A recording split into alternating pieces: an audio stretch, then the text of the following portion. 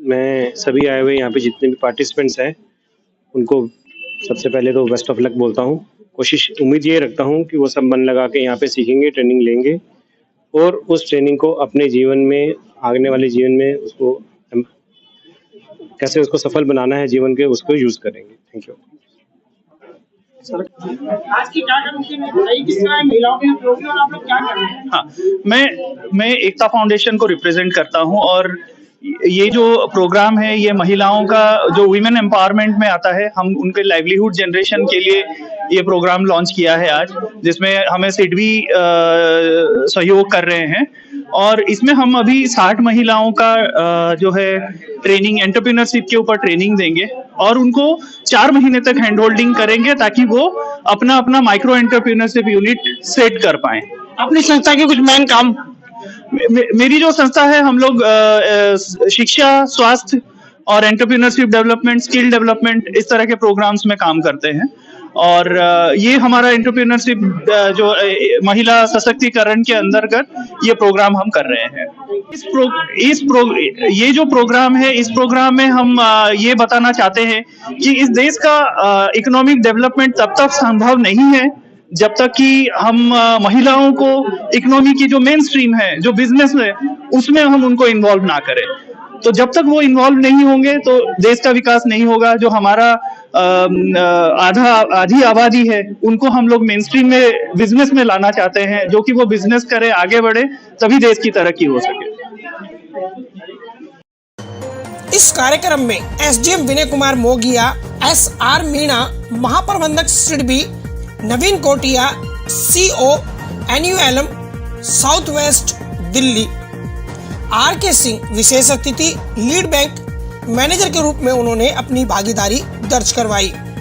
Vikrant state head project manager PMFME scheme, Ankit Kumar marketing manager PAFMES scheme और साथ में आपको बता दें कि सिडबी PMO यानी GTA से अनिजीत भट्टाचार्य और संदीप शर्मा ने एकता फाउंडेशन के इस कार्यक्रम में अपनी उपस्थिति दर्ज करवाई। आज का जो एकता फाउंडेशन ने जो कार्यक्रम किया है महिला उद्यमियों को आगे बढ़ाने के लिए, और मैं अपने डिपार्टमेंट की तरफ से इनको पूरा सहयोग का आश्वासन देता हूं कि इनको किसी भी चीज़ में डिपार्टमेंट में काम की जरूरत पड़ेगी, लोन की दिक्कत पड़ेगी, ट्रेनिंग की कोई दिक्कत पड़ेगी, तो हम लोग इनके साथ खड़े हैं। और आने वाले समय में हम लोग, आप देखेंगे यहाँ पे हम ज़्यादा एनयूएलएम डिपार्टमेंट की तरफ से सेल्फ हेल्प ग्रुप में इनको शामिल करके और आगे इनके काम को बढ़ाएंगे। धन्यवाद। अभी एसएससी में कितनी महिलाएं कुल हैं? लगभग अभी हमारे पास इस जिले के अंदर 220 महिलाएं हैं। एक ग्रुप के अंदर लगभग 10 महिलाएं होती है। 2000 से ज़्यादा महिलाओं का हम जोड़ चुके हैं और जो कि हमें पता लगा कि हम दिल्ली में सबसे ज़्यादा भी अच्छा जो सेल्फ हेल्प ग्रुप जो कार्यक्रम जो हम चला रहे हैं, और हम कोशिश कर रहे हैं कि हम जन जन तक पहुँचे, उस गली मोहल्ले तक पहुँचे, गांव तक पहुँचे जहाँ पे सेल्फ हेल्प ग्रुपों को जानता नहीं है, और उस माध्यम से हम उन महिलाओं को जोड़ें ताकि हम आगे का उस काम को बढ़ा सके डिपार्टमेंट के सहयोग से। जी। देखिए, सिडबी यानी भारतीय लघु उद्योग विकास बैंक उद्यमियों की 3 तरह से हम जो सहायता करते हैं।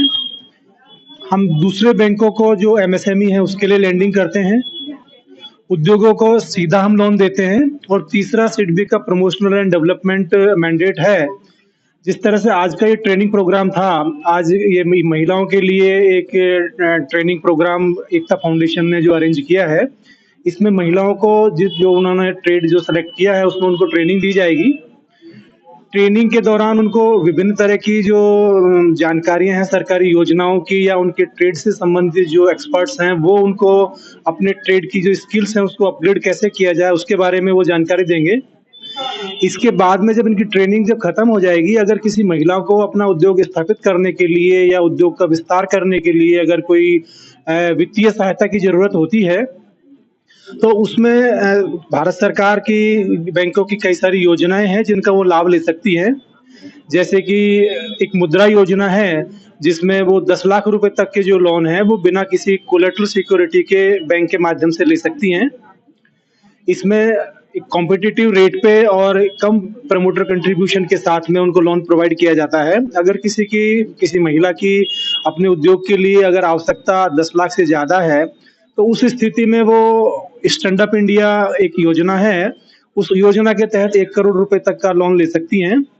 ये योजना जो भी सरकारी बैंक हैं या जो अधिसूचित बैंक है जो इस योजना में लिस्टेड है उसकी किसी भी शाखा में जाकर के वहां इसके बारे में जानकारी प्राप्त की जा सकती है।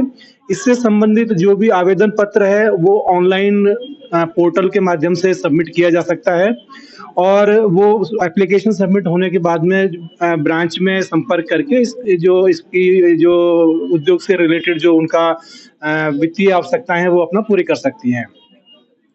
Thank you. आपको बता दें कि जब ट्रेनिंग के बाद इन महिलाओं को अपना रोजगार स्थापित करना होगा तो ऐसे समय में एकता फाउंडेशन इन महिलाओं के लिए वो तमाम जरूरी व्यवस्थाएं जुटाने में उनकी सहायता करेगा जो इन्हें भविष्य का स्वरोजगार निर्भर बनाने में मदद करेंगी। आपको बता दें कि एकता फाउंडेशन लगातार इस कार्यक्रम के जरिए महिला सशक्तिकरण पर बढ़ावा दे रहा है।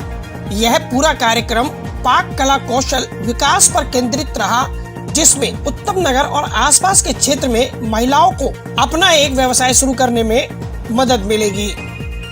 और एकता फाउंडेशन के इन प्रयासों की सभी ने जमकर सराहना की।